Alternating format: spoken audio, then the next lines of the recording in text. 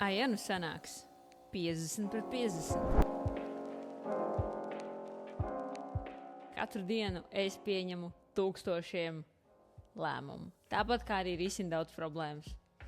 Un man ļoti patīk sev pozitīvi katru dienu teikt, ja nu sanāks, ja nu aizies, ja nu būs īstais.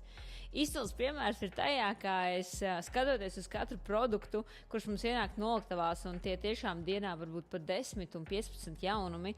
Es reizēm pat tādā ekstāzē nezināju, kura labāk ķerties, ko labāk būtu tagad iefilmēt vai parādīt, ja nu aizies. Un tad, kad tu redzētu manu fotodienu, kāpēc viņa vienmēr ir tāda, kad kā Napoleonam plāni ir, tāpēc, ka es nekad nezinu, kas aizies, man patīk visi produkti, bet jūsu garša reizēm var būt pilnīgi man negaidīts pārsteigums. Un tajā brīdī man vienmēr tāds bērna skatījums, ja nu aizies, ja nu sanāks, ja nu būs, ja nu. Un es gribu tev ielikt šo domu uz visu tavu atlikušo dzīvi. Ja nu sanāks, ja nu. Un 50/50, kāpēc? Tāpēc, ka 50% būs jāizdara vienmēr tev un 50% izdarīs Dievs. Tev nav jāķerās un jādomā, ka viss ir atkarīgs tikai no tevis. Ir problēmas dzīvē, ar kurām tu saskaries, un viena no manām tādām lielākajām dzīves problēmām bija tajā, kad es biju 19 gados pieņēmusies svarā plus 10 kg. Es esmu maza augumā un tiešām tas izskatījās pietiekami daudz. Un tas viss parādījās dēļ tā, ka es vienkārši regulāri pieliku klāt savām mēdienreizēm kaut ko vēl. Reizēm tās bija vēlās nakts ēšanas, mazkustīga ikdiena. Es ciest nevarēju sportu. Vispār viss, kas ir veselīgs, mani vispār neuzrunāja. Kūkas, jā, varēju pēc skolas vienmēr taisīt viņus un arī uz nakti viņus visas arī ēst.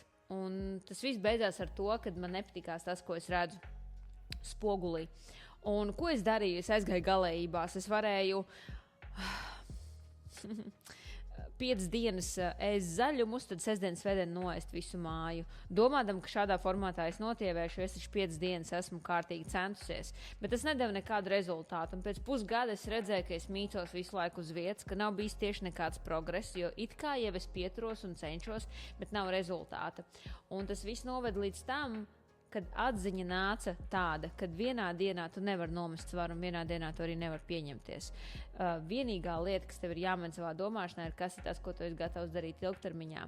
Un tāpēc arī uzņēmē darbībā, ja reāli es domāju, ka ar vienu atrisinātu problēmu es noturēšu uzņēmumu, tad Ja tev liekas, ka tu esi varonis pēc viena storiju uzfilmēšana, tad viss paprasa vairāk laika, nekā tu biji iedomājusies.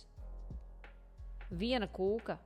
Un man pēc tam tā bija otra galējība, kad es tiešām jau biju tā pieradusi ēst tik veselīgi, kad es sev pat neatļāvos vienu konfekti apēst vai vienu kūkas gabaliņu. Bet tas arī nav pareizi, jo no vienas kūkas tu nepaliec apaļāka. Tāpat tās arī no vienas kūkas neapēšanas nav tā, ka tu esi spējuši nomet uz 10 kg.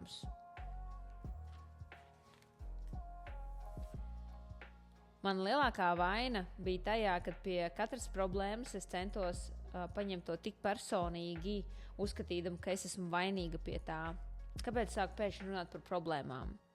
Tikai tāpēc, ka, ja nu sanāks, brīžam ir tāda, ikdienas problēmu risināšana un lēmumu pieņemšana.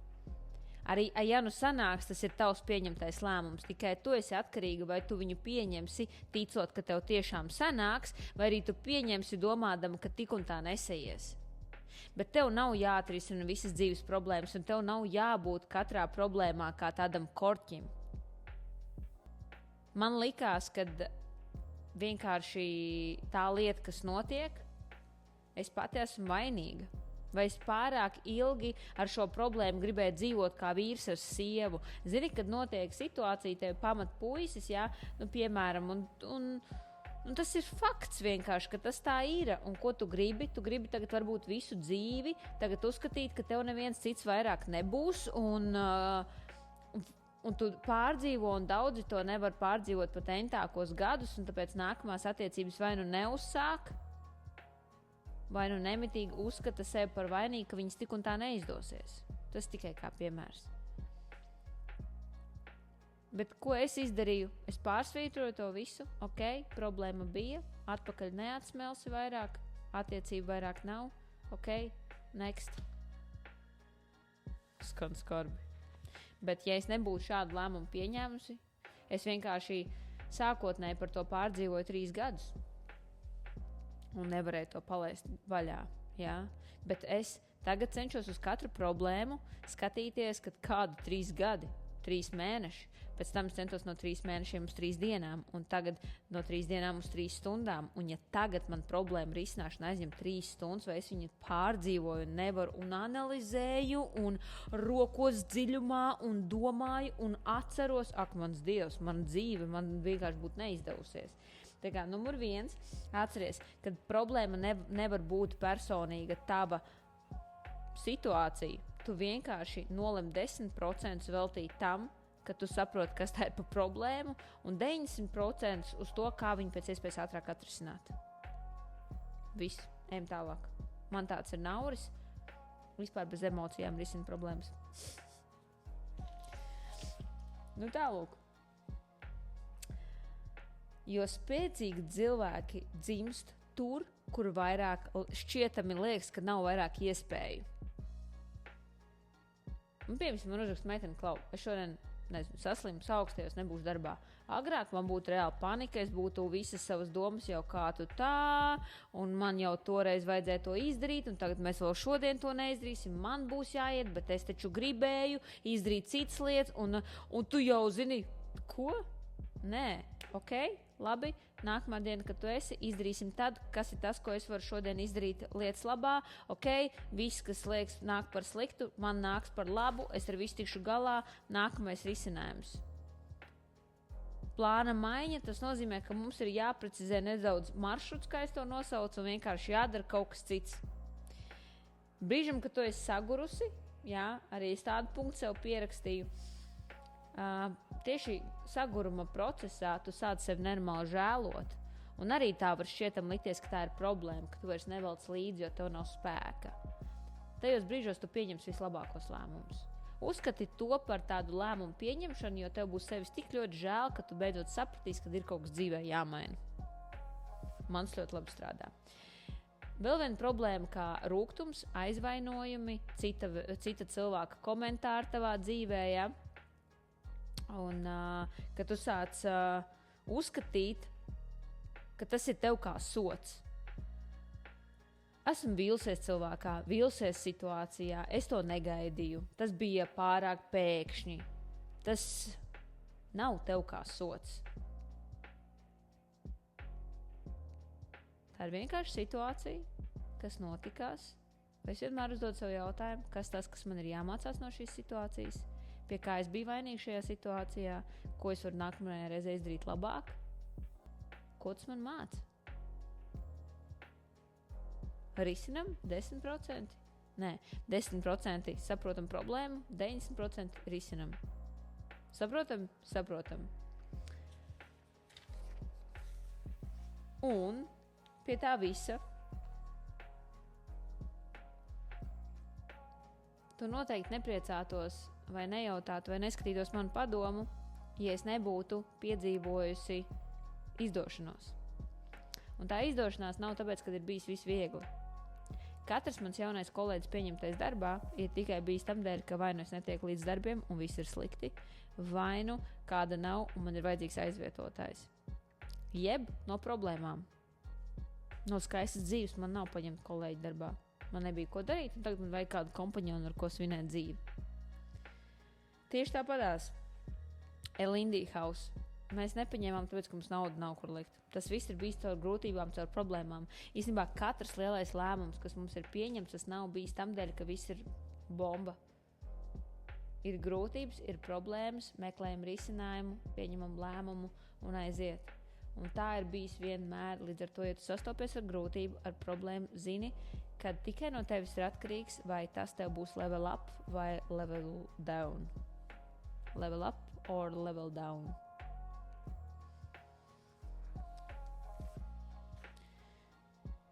Jo es iemācījos ar problēmu sadzīvot, ka tā ir mana māsa. Nevis tērēju enerģiju uz to, kā vainot problēmu, vaimanāt par viņu, čīkstēt par viņu, sūdzēties, meklēt vainīgo.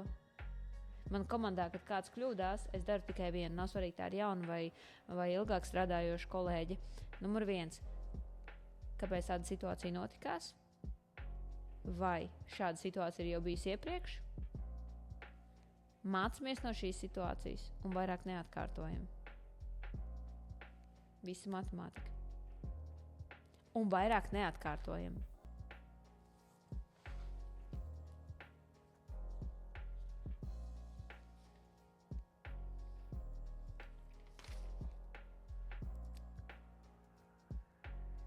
Jā. Kāpēc es pateicu 50/50? Tāpēc, ka 50% tev var izdoties un 50% arī var izgāzties. Bet tad, kad tu esi attiecībās ar Dievu, tad nav šāds 100% tava izgāšanos vai risks. Tev ir jāizdara tikai sev 50%. Viss, kas ir tavos spēkos. Ja kāds man dzīvē pateiktu, Elīna, bet tu taču esi tāds varonis, tu taču esi tik daudz ko sadarījis, es tev pateikšu, nē. Es zinu, kad 50% izdarījies, bet 50% izdarīja Dievs. Līdz ar to, pat ja tu netiksi galā, Dievs tiks galā ar savu daļu. Pat ja tev šķietam liksies, ka visa kā ir pa daudz, viņš tiks galā ar visu. Jo tu esi viņa rokās. Un tāpēc man vienmēr ir bijis tāda liela drošība riskēt un pat situācijas, kas ir problēma situācijas, man tāds Dievs. Tā nav mana problēma, tā ir mūsu kopīga problēma. Mēs esam partneri, 50/50. Kas tas, ko var izdarīt es? Un tu ar pārējo tiec galā. Es jums godu vārdu saku. Es nekad nevienu problēmu neesmu uzskatījis, ka tas ir mans problēmas moments, kas man ir jārisina šajā dzīvē. Kungs, es katru dienu pielūdzu, lai tu svētī manu ceļu. Mēs varam kopā lūgt. Debes Tēvs, es ticu, kad katra situācija ir tevis kontrolēta, kad katra problēma nāk no tevis.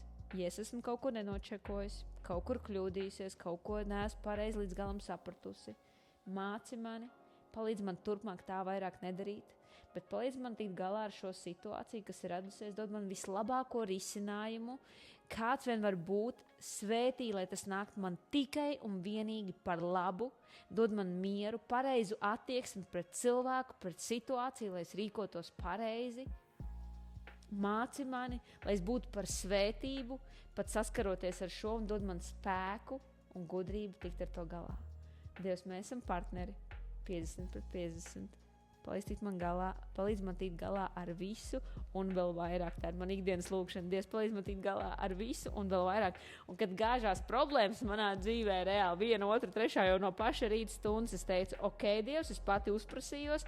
Es zināju, ka es tev lūdzu un vēl vairāk, tas vēl vairāk jau nāk. Un es zinu, ka dienas beigās tikšu galā gan ar to vēl vairāk, gan arī visiem saviem dienas plāniem. Es esmu svētīta un es esmu pilnīgi pārliecināta, ka ja tu dīlos ar Dievu, tu redzēji savā dzīvē uzvaras un ne tikai problēmu risināšanā, bet arī lielos panākumos. Un tiekamies jau nākamajā sērijā.